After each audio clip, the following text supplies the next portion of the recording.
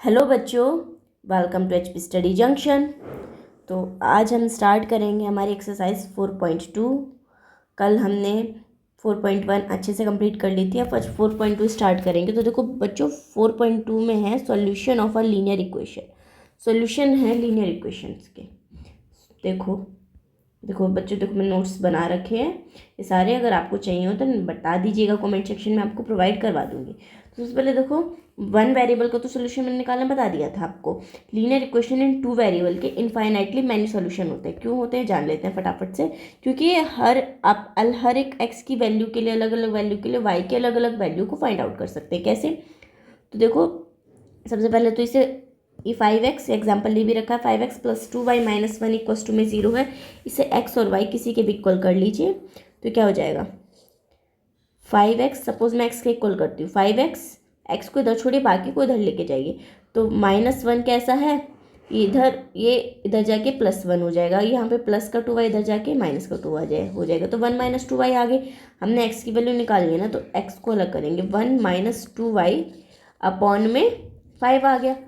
अब आप अलग अलग y की वैल्यू लेते जाएं, आपको x की वैल्यू मिलेगी। सपोज आपने लिया लेट y = 0 लिया, उसे 0 को यहाँ पे पुट करेंगे तो आपको x की वैल्यू क्या मिलेगी?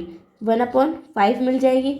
ऐसे ही अगर आप दूसरी वैल्यू ले लेंगे y = 1, उसके लिए अलग वैल्यू मिलेगी। y = 2 लेंगे तो उसके लिए अलग वैल्यू मिलेगी। इसका मतलब 1 सेकेंड,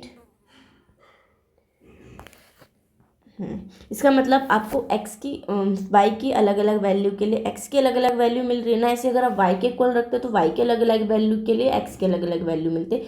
यानी आपके पास अब कितने सॉल्यूशन, नंबर तो इनफाइनाइट है ना। आप कितने भी सॉल्यूशन ले सकते हैं इसके, क्योंकि इनफाइनाइट नंबर है, हर एक वैल्यू के लिए अलग वैल्यू मिलेगी। तो इसके पास क्या हो जाएगा? इनफाइनाइटली मैनी सॉल्यूशन हो जाएगा। बाकी चैप्टर में ये जो 4.2 है इसमें आपको अच्छे से क्लियर हो जाएगा। तो चलिए बिना देरी करे अब हम अपनी एक्सरसाइज स्टार्ट करते हैं। एक्सरसाइज में कह रहा है 4.2 के फर्स्ट क्वेश्चन में, which one of the following option is true and Y.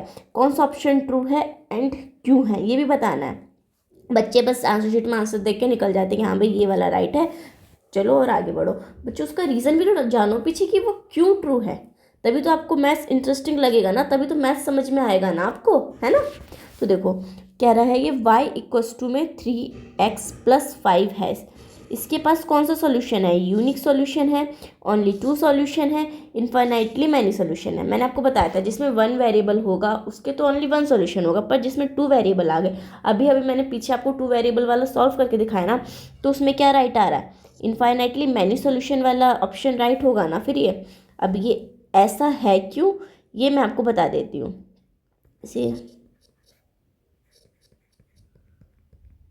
Sorry, first का थर्ड होगा राइट। क्यों? इनफाइनाइटली मैनी सॉल्यूशंस, है ना। क्यों होगा ऐसा?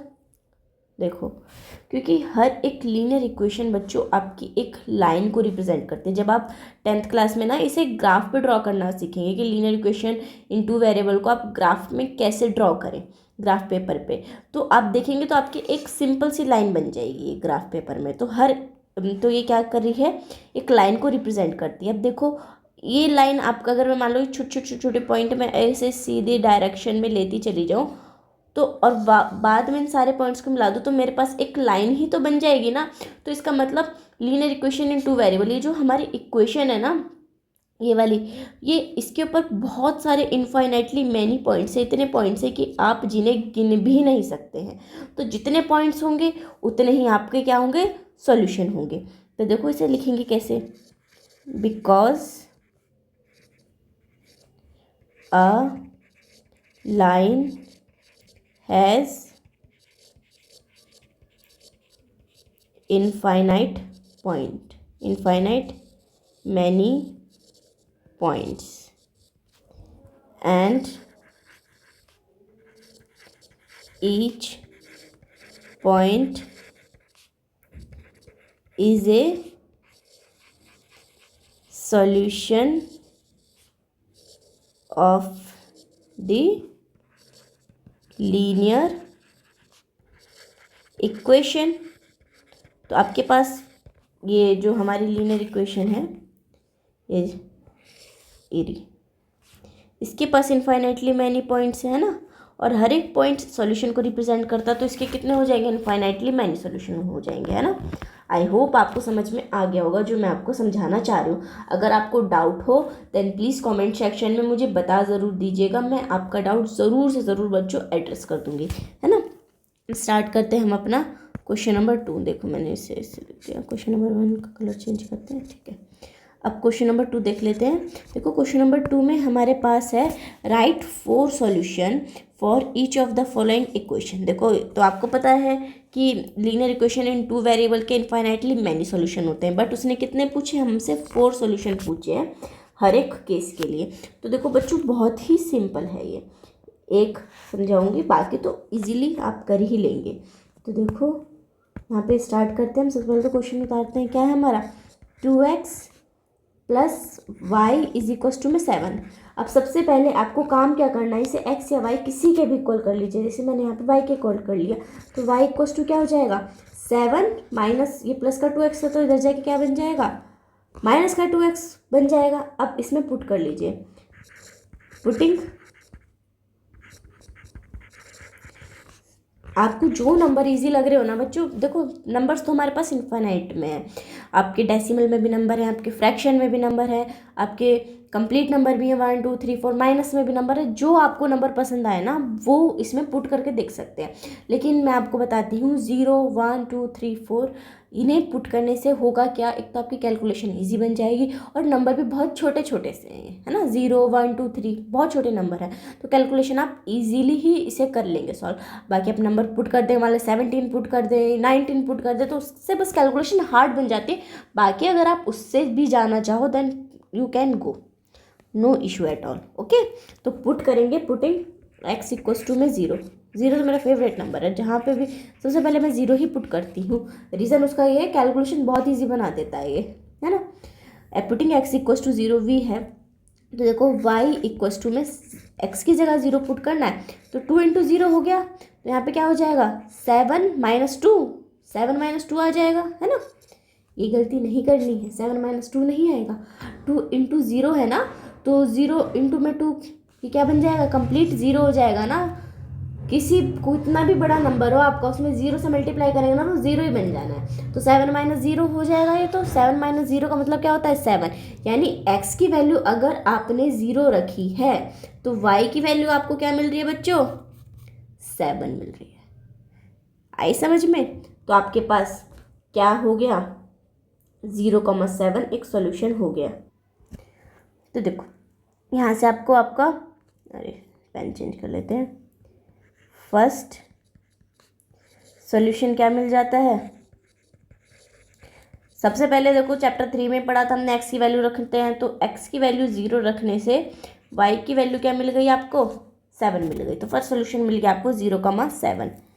अब पुट करेंगे next value, putting x equals to 1 we have, तो देखो y is equals to 7 minus 2x है, 2x की जगह 1 पुट करना है, तो 2 इंटू 1 हो जाएगा, तो क्या हो जाएगा 7 माइनस 2, 7 माइनस 2 का मतलब क्या हो गया, ये हो गया आपका 5, ठीक है।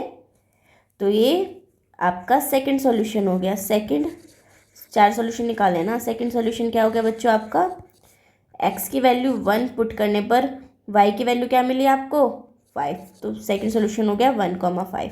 अब नेक्स्ट पुट कर दीजिए, आप आपका जो नंबर मन कर रहा है वो पुट कर दीजिए, मैं तो बस आपकी कैलकुलेशन ईजी बनाने के लिए बोल रही हूँ। x इक्वस टू में 2, तो we have x equals to में 2 पुट करेंगे तो आपका क्या बन जाएगा y इज इक्वस टू में 7 माइनस 2x था, तो 2 इंटू में 2 हो जाएगा, तो कितना आ जाएगा 7 माइनस 2 टू ज़ा 4, तो 7 में से 4 गए, यहाँ पे आपका कितना बच जाएगा 3।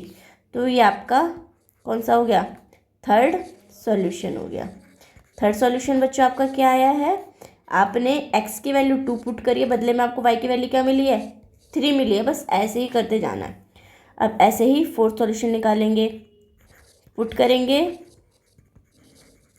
x की जगह पे क्या 3, वी हैव